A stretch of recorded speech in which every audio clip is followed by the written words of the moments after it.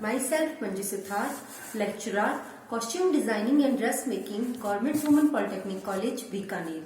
आज हम theory of fashion CD 1, 2, 3 के topic technical terms related to stitching पर डिस्कशन करेंगे। यानी सिलाई से संबंधित जो शब्दावली है उसके बारे में हम आज बात करेंगे। बच्चों, सिलाई जो है वो गारमेंट मेकिंग का एक बहुत ही इंपॉर्टेंट स्टेप है और कटिंग के दौरान जो फैब्रिक के अलग अलग पीसेस बनते हैं, तैयार किए जाते हैं काट करके, उनको जोड़ने के लिए सिलाई की जाती है ताकि हमारा कंप्लीट गारमेंट तैयार हो सके। अब स्टिचिंग में जो महत्वपूर्ण टर्म्स काम में ली जाती है उनमें से कुछ टर्म मैंने आप लोगों के लिए सिलेक्ट की है। इनका क्या अर्थ होता है वो हम आज समझेंगे। हमारी जो पहली टर्म है वो है सीम लाइन। सीम लाइन का अर्थ होता है किसी भी कटिंग, मतलब किसी भी गारमेंट की जब हम कटिंग करते हैं तो कटिंग के दौरान उसके अलग अलग पार्ट्स होते हैं। जैसे स्लीव वाला पार्ट हो गया, उसका बॉडाइज का पार्ट हो गया, कॉलर का पार्ट हो गया। तो जो कटिंग वाला पार्ट है, जैसे इस तरह से कटिंग वाला जो पार्ट होता है तो इसकी आउटर लाइन कटिंग लाइन कहलाती है। और जहां पर हम सिलाई करते हैं,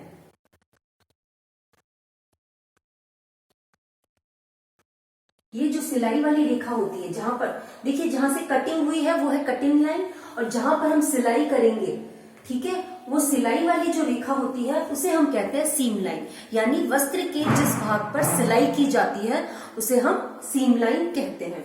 हमारी जो नेक्स्ट टर्म है वो है सीम अलावेंस। सीम अलावेंस जो होता है कटिंग लाइन, ये हमारी कटिंग लाइन और ये है हमारी स्टिचिंग लाइन, सीम लाइन। कटिंग लाइन और सीम लाइन के बीच का जो एरिया होता है, बीच का जो क्षेत्र होता है, उसको हम बोलते हैं सीम अलाउंस।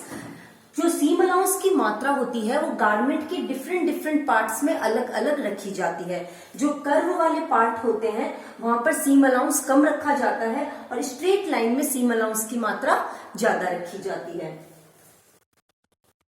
नेक्स्ट हमारी टर्म है लाइनिंग एंड इंटरलाइनिंग।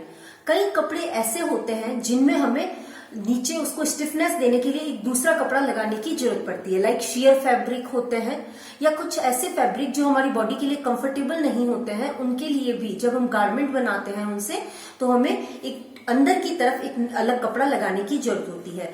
तो गारमेंट में मेन फैब्रिक के अंदर की तरफ जो कपड़ा यूज में लिया जाता है, जो हमारी बॉडी के डायरेक्ट टच में रहता है, उसको हम बोलते हैं लाइनिंग। और जो इंटरलाइनिंग जो होती है वो मेन फैब्रिक और लाइनिंग के बीच में अगर हमने कोई तीसरी तह लगाई है कपड़े की, वो इंटरलाइनिंग कहलाती है। इंटरलाइनिंग का यूज मेनली फैब्रिक को स्टिफनेस देने के लिए किया जाता है। तो इंटरलाइनिंग के रूप में हम टार्टन, बुकरम आदि का यूज करते हैं। तो इंटरलाइनिंग जो मेन फैब्रिक और लाइनिंग के बीच में तीसरा कपड़े की तह लगाई जाती है उसे हम कहते हैं इंटरलाइनिंग। नेक्स्ट आता है हमारा ऑल्ट्रेशन। ऑल्ट्रेशन जो होता है इसका ये अर्थ है कि अगर हमने कोई गारमेंट बनाया है और गारमेंट में कोई तरह का दोष उत्पन्न हो गया है तो उस बने हुए गारमेंट को खोल करके उसमें सुधार करना ही ऑल्ट्रेशन कहलाता है। नेक्स्ट है हमारा केसिंग। देखिए हमारे जो गारमेंट्स होते हैं उनमें कमर वाले भाग पर, मेनली बॉटम गारमेंट्स के लिए कमर वाले भाग पर हमें रिबन या इलास्टिक डालने के लिए एक कपड़े की पट्टी लगाई जाती है। उस पट्टी को हम केसिंग कहते हैं। मेनली बॉटम गारमेंट में तो ये वेस्ट लाइन पर होती है और कई बार डेकोरेटिव पर्पस पे स्लीव वाले पार्ट का, जो स्लीव का जो बॉटम पार्ट होता है, वहां पर भी डेकोरेटिव पर्पस से रिबन या इलास्टिक अगर हमें इंसर्ट करना है तो जो पट्टी लगाई जाएगी उसको भी हम केसिंग कहेंगे।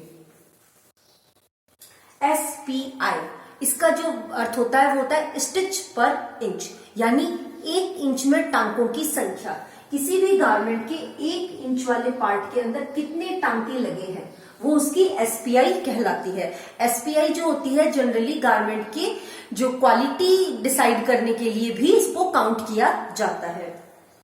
जितनी ज्यादा SPI होगी, यानी 1 इंच में टांकों की संख्या जितनी ज्यादा होगी, उस गारमेंट की स्टिचिंग क्वालिटी उतनी ही अच्छी मानी जाती है। Turning and margin. देखिए बच्चों, गारमेंट का जो बॉटम पार्ट होता है उसको फिनिश करने के लिए फैब्रिक की फोल्डिंग की जाती है। तो फोल्डिंग करने के लिए जो कपड़ा लिया जाता है उसको हम बोलते हैं टर्निंग। और कई बार क्या होता है कि टर्निंग के लिए हमें जितने कपड़े की मात्रा आवश्यक है उससे ज्यादा कपड़ा या कुछ एक्स्ट्रा कपड़ा भी लिया जाता है, जिसको फोल्डिंग के अंदर दबा दिया जाता है। ये कपड़ा इसलिए लिया जाता है कि भविष्य में यदि कपड़े की लंबाई बढ़ाने की आवश्यकता हो तो उसे खोल करके, मार्जिन वाला जो कपड़ा है उसको खोल करके हम गारमेंट की लंबाई बढ़ा सकते हैं। तो ये टर्म्स है हमारी turning and margin. Turning folding के लिए जो आवश्यक कपड़ा होता है और मार्जिन फोल्डिंग के लिए आवश्यक कपड़े से अतिरिक्त मात्रा में रखा गया कपड़ा होता है, जो भविष्य में गारमेंट की लंबाई बढ़ाने के लिए काम में आता है। नेक्स्ट टर्म है हमारी इनले। देखिए, जब हम गारमेंट की स्टिचिंग करते हैं तो स्टिचिंग के दौरान जो कपड़ा स्टिच लाइन के अंदर की तरफ रखा जाता है, ठीक है, स्टिच लाइन जैसे गारमेंट का ये साइड सीम हमने स्टिच की तो स्टिच लाइन के अंदर जो अतिरिक्त कपड़ा रखा जाता है, ये देखिए, ये हमारी स्टिच लाइन है, ये वाली स्टिच लाइन है और ये हमने अतिरिक्त कपड़ा जो अंदर की तरफ रखा है इसको हम बोलेंगे इनले। इनले किस काम आता है कि हमने जो अतिरिक्त कपड़ा रखा है, अगर किसी कारण से भविष्य में हमें कपड़े का साइज बढ़ाने की जरूरत होती है तो इनले हमारे काम आता है। हम स्टिच लाइन खोल के उसको और इधर शिफ्ट कर देंगे जिससे कि गारमेंट का साइज बढ़ जाएगा। तो कपड़े की स्टिच लाइन के अंदर अतिरिक्त रखा गया कपड़ा इनले कहलाता है। हमारी नेक्स्ट टर्म है फेसिंग एंड इंटरफेसिंग। बच्चों, गारमेंट के जो ओपनिंग वाले पार्ट होते हैं, लाइक नेक लाइन हो गया, आर्म होल हो गया, तो इन पार्ट्स को फिनिश करने के लिए उरेब की या सीधी कपड़े की पट्टी काम में ली जाती है, जिसको हम कहते हैं फेसिंग। और कई बार ओपनिंग वाले पार्ट को स्टिफनेस देने के लिए उरेब वाला जो कपड़ा लिया है या जो हमने सीधा कपड़ा लिया है उसके अंदर बुकरम की एक परत तह लगाई जाती है, जिसको हम कहते हैं इंटरफेसिंग। तो जो हमारे ओपनिंग वाले पार्ट को फिनिश करने के काम में आ रहा है कपड़ा, वो तो है फेसिंग। और जो ओपनिंग वाले पार्ट में स्टिफनेस देने के लिए मेन फैब्रिक और फेसिंग वाले फैब्रिक के बीच में जो हमने बुकरम की तह दी है उसको हम कहते हैं इंटरफेसिंग। हमारी जो नेक्स्ट टर्म है वो है बास्टिंग। बच्चों, गारमेंट की जब हम स्टिचिंग करते हैं तो कई बार फैब्रिक जो होता है वो काफी स्लिपरी होता है, या जो इनिशियल लेवल पे जो सीखने वाले स्टूडेंट्स हैं उनको शुरुआत में सीधी सिलाई करने की बजाय कच्चा टांका लगाने की जरूरत होती है।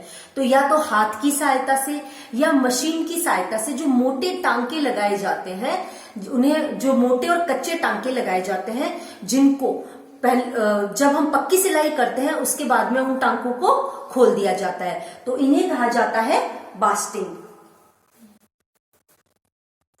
नेक्स्ट हमारी टर्म है नोशंस। नोशंस बच्चे, ये वो सामान होता है जो हमारे सिलाई के दौरान काम में आता है, यानी सिलाई में प्रयुक्त होने वाले जो छोटे छोटे आइटम्स होते हैं उनको हम कहते हैं नोशंस।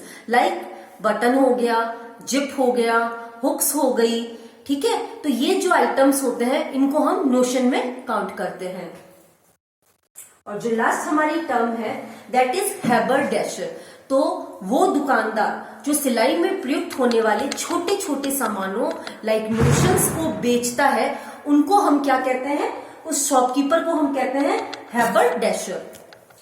तो बच्चों, ये स्टिचिंग में प्रयुक्त होने वाली कुछ टर्म्स थी। आई थिंक आपको इनका अर्थ अच्छे से समझ में आया होगा।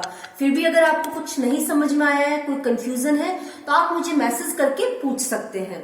Thank you.